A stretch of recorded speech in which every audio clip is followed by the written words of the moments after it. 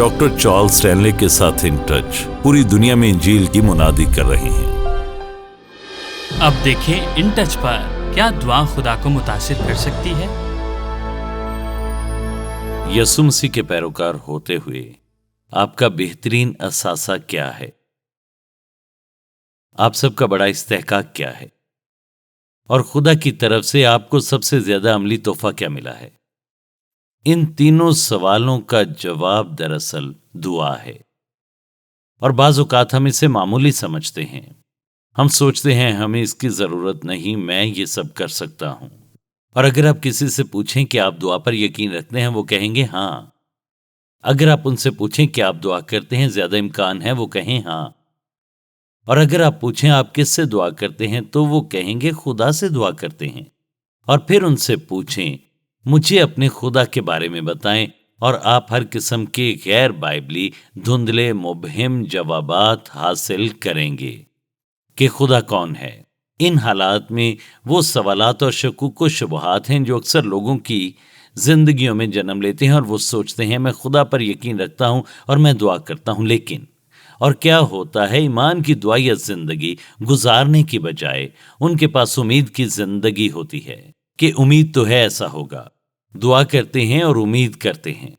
वो खुदा से अपनी ज़रूरतों और ख्वाहिशात के बारे में बात करते हैं और फिर उम्मीद करते हैं। खुदा ऐसी दुआया जिंदगी नहीं चाहता कि हम कहें उम्मीद तो है। वो चाहता है ये दुआया जिंदगी भरोसे, यकीन दहानी और मुकम्मल इस्तकामत पर हो कि हम उसके पास आएं, अपनी दरखास्तें करें, अपने दिल में यकीन रखें कि हमारा आसमानी बाप मोहब्बत और ताकत और फजल और भलाई का खुदा है, और ये कि वो अपने फर्जंदों की दुआओं को सुनने और दुआ का जवाब देने के लिए मौजूद है। हम उस तक कैसे आते हैं? उसके बेटे यीशु मसीह के वसीले से। ये हमारे पास उससे बात करने का एक बेहतरीन इस्तेहकाक है कि उसे सुने, जाने कि वो मोहब्बत में हमसे कलाम करता है। तो मैं इस पैगाम में इस पूरे मामले से निमटना चाहता हूं कि क्या दुआ खुदा को मुतासिर करती है। और इस तरह ऐसा करने के अमल में मैं तकरीबन 4 छोटे सवालों का जवाब देना चाहता हूं जो अक्सर औकात हमारे जहनों पर छाए रहते हैं, और कभी कभार हम फूट पड़ते हैं, और जब ऐसा करते हैं तो अपने ईमान को कम कर देते हैं, जबकि आसमानी बाप चाहता है हम उसके पास से तमाद, दलेरी और यकीन दहानी के साथ आए। तो मैं चाहता हूं कि आप पहाड़ीबाज यानी मत्ती के 7वें बाब की 7वीं आयत से शुरू होने वाले इस मानूस हवाले की तरफ रजू करें। कुछ आसान तरीन बातें जो खुदा ने दुआ के बारे में कहीं। और अक्सर औकात लोगों को ख्याल आता है मुझे बस पूछना है और मैं इससे हासिल कर लूंगा। लेकिन आपको जो याद रखना वो ये है कि हमारे दिल की पाकीज़गी हमारी दरखास्तों पर खुदा के जवाब को मुतासिर करती है। मत्ती 7वां बाब और उसकी 7वीं आयत से देखें। मांगो तो तुमको दिया जाएगा, ढूंढो तो पाओगे, दरवाजा खटखटाओ तो तुम्हारे वास्ते खोला जाएगा, क्योंकि जो कोई मांगता है उसे मिलता है, और जो ढूंढता है वो पाता है, और जो खटखटाता है उसके वास्ते खोला जाएगा। तुम में ऐसा कौन सा आदमी है कि अगर उसका बेटा उससे रोटी मांगे तो वो उसे पत्थर दे, या अगर मछली मांगे तो उसे सांप दे? बस जबकि तुम बुरे होकर अपने बच्चों को अच्छी चीजें देना जानते हो, तो तुम्हारा बाप जो आसमान पर है अपने मांगने वालों को अच्छी चीजें क्यों ना देगा? अब मैं तकरीबन 4 सवालात के जवाब देना चाहता हूं, 4 छोटे परेशान कुन सवालात जो हमारे जहनों में आते हैं, जो कभी कभी परेशानी का बायस बनते हैं। अक्सर लोग जवाब देंगे और कहेंगे अच्छा, अगर ये बातें सच हैं तो फिर सच क्यों हैं? तो आइए इनके बारे में हम देखते हैं। इनमें से 4 को देखेंगे, और मैं चाहता हूं गौर से सुने ताकि आपको यकीन हो कि आपने वही सुना है जो मैंने कहा। कोई कहता है अगर खुदा मेरी तमाम जरूरतों को पहले से जानता है, तो फिर आप कहते हैं वो हमदान है, और अगर वो मेरी तमाम जरूरतों को जानता है तो मुझे खुदा से मांगने की क्या जरूरत है?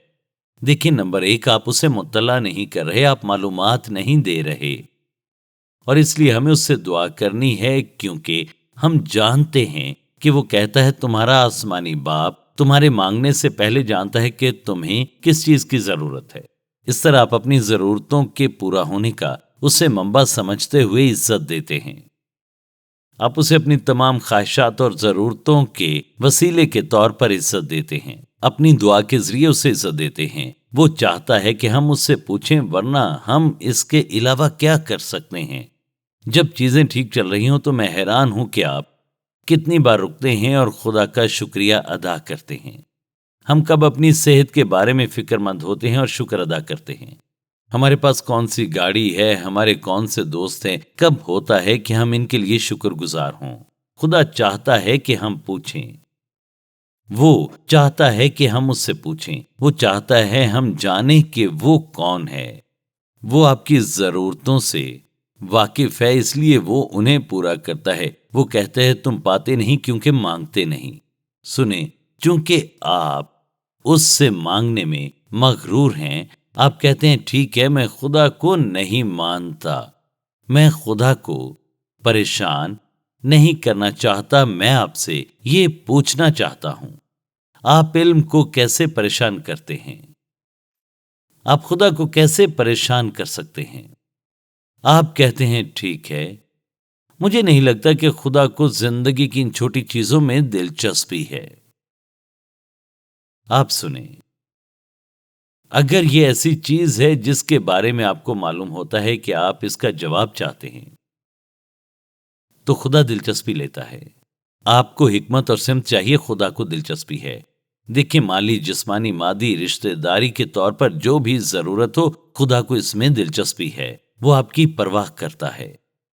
تو ایسا نہیں ہے کہ ہمیں دعا کرنے کی ضرورت نہیں۔ دوسرا سوال جو اکثر آتا ہے، اگر خدا نے پہلے سے طے کر رکھا ہے کہ وہ کسی صورتحال میں کیا کرے گا تو میں کیوں دعا کروں؟ یہ تو وقت ضیاع ہے۔ اگر وہ پہلے سے طے کر چکا ہے کہ وہ کیا کرنے والا ہے تو میں دعا کیوں کروں؟ یہ اچھی وجہ ہے۔ دو اچھی وجوہات کی دعا کیوں نہیں کرنی چاہیے۔ خدا نے جب پہلے سے طے کر لیا ہے کہ کیا ہونے والا ہے۔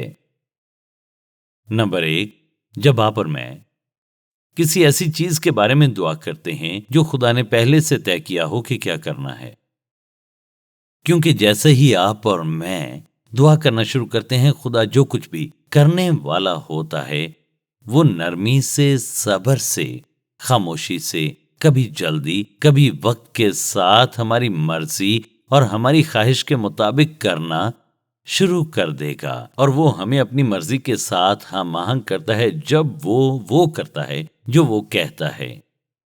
جہاں ہم آہنگی نہ ہو وہاں پر امن نہیں ہوتا۔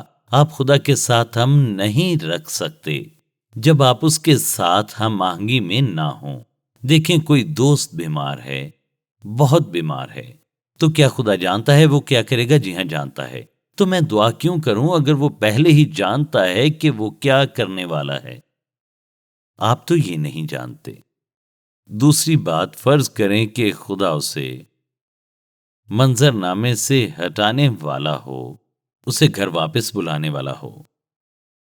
آپ کہتے ہیں خدا نے پہلے طے کر لیا ہے تو میں دعا کیوں کروں؟ کیونکہ خدا ہمیں اپنی مرضی کے مطابق لاتا ہے۔ جو کچھ بھی وہ کرتا ہے وہ ہمیں اس کے لیے تیار کرتا ہے۔ کیا آپ سن رہے ہیں؟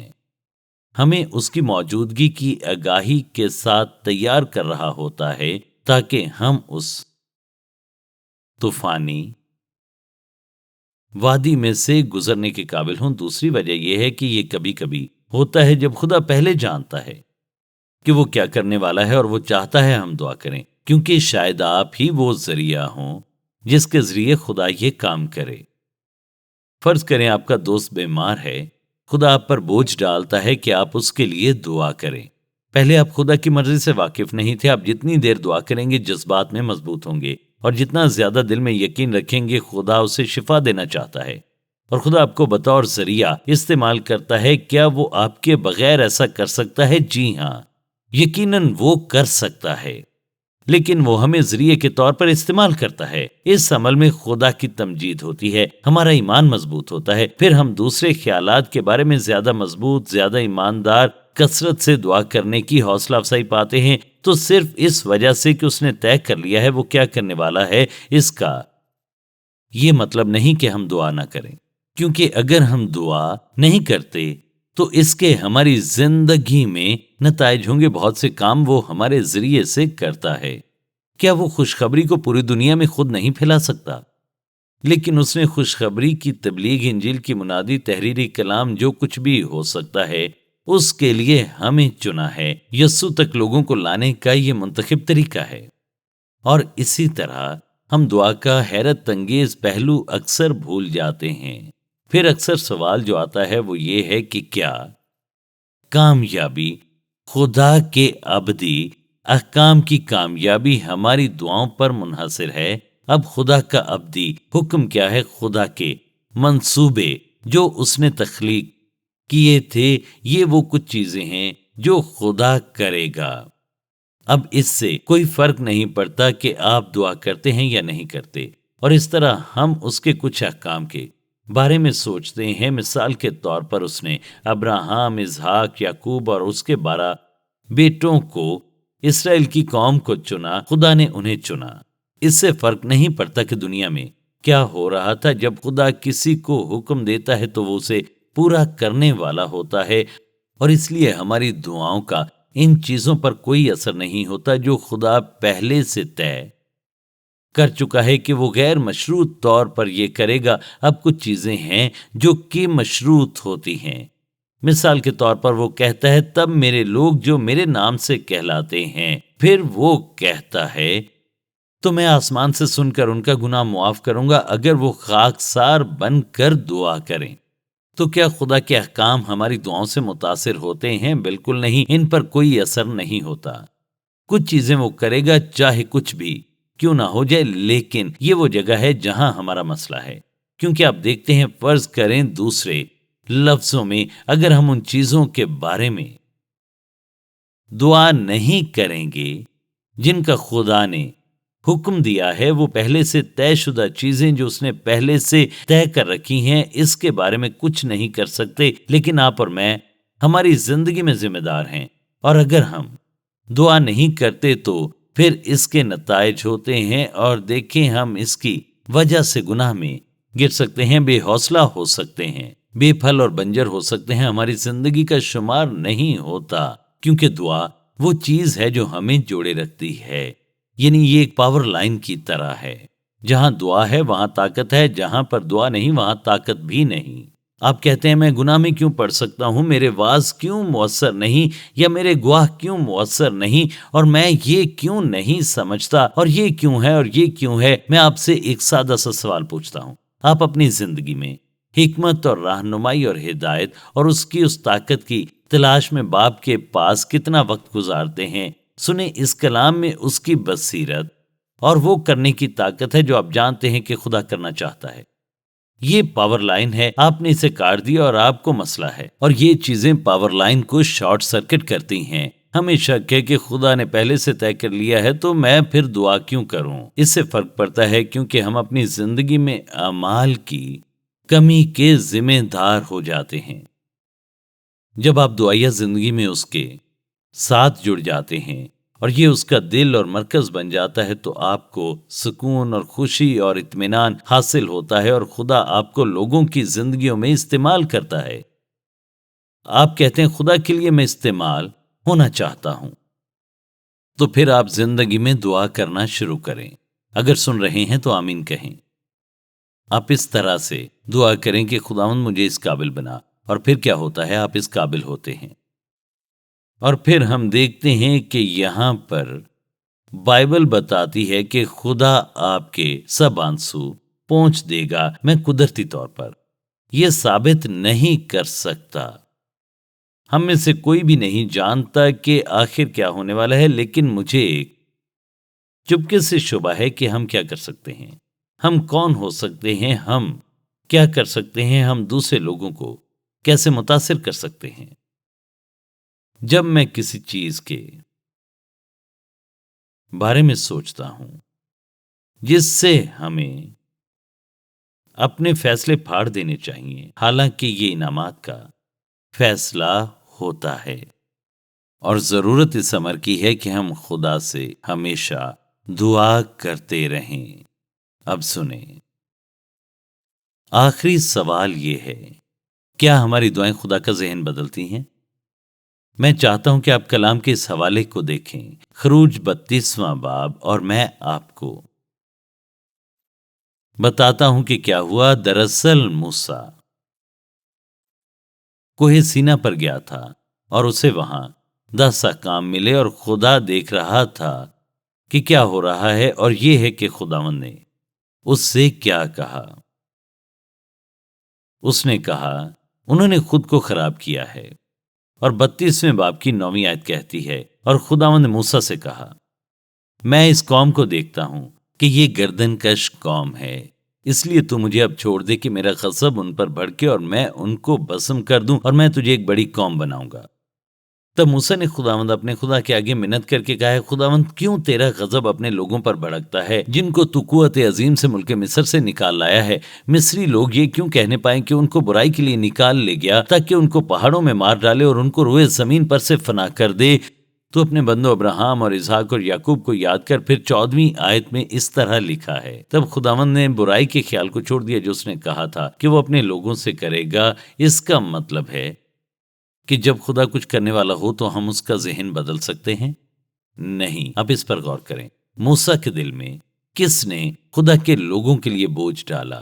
خدا نے۔ آخر اس نے ایسا کیوں کیا؟ کیونکہ اس نے ان کے دل کی خرابی دیکھی۔ وہ جانتا تھا کہ کیا ہو رہا ہے۔ ایک سنہری بچڑے کی وہ پوجا کر رہے تھے جو انہیں مصر کی غلامی سے نکال کر نہیں لایا تھا، اور اس طرح یہاں خدا کہتا ہے کہ میں انہیں سزا دوں گا، اور موسیٰ چیخ چیخ کر کہتا ہے پلیز اپنا ارادہ بدل لے خداوند، ایسا مت کر۔ تو کیا ہوتا ہے؟ خدا نے موسیٰ کے دل پر اس کا بوجھ ڈالا۔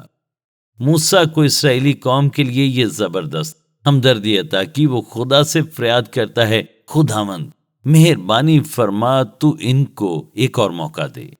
تو خدا اپنا ذہن بدلتا ہے۔ اب غور سے سنیں، سن رہے ہیں تو آمین کہیں۔ 3 ایسی چیزیں ہیں جو خدا کے ساتھ کبھی نہیں بدلتی: اس کا کردار، اس کے مقاصد، اور پھر دیکھیں جو نہیں بدلتے وہ اس کے وعدے ہیں۔ دیکھیں، خدا غیر مشروط محبت سے متعلق اپنے خیالات کو نہیں بدلتا۔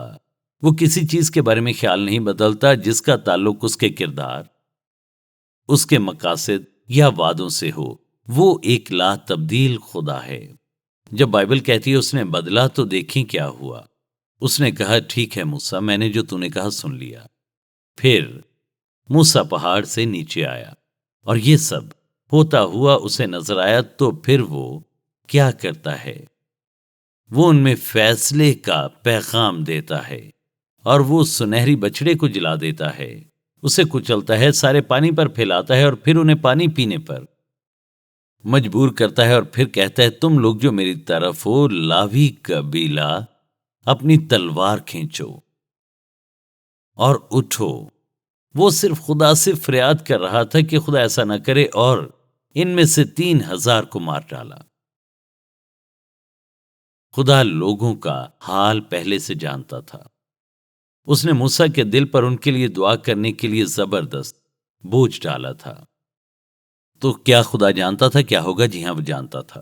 اور پھر کیا ہوا؟ موسیٰ ان کے لیے اپنی ہمدردی میں، ان کے لیے اپنے جذبے میں، ان کے لیے اپنی محبت میں دیکھتا ہے کہ وہ دوسروں کو بگاڑ رہے ہیں، اور وہ ان میں سے 3000 کو قتل کرتے ہیں۔ کبھی کبھی آپ اور میں خدا کے پاس آتے ہیں اور پوچھتے ہیں خداوند ایسا کر، ایسا کر، جبکہ خدا جانتا ہے کہ بہتر کیا ہے۔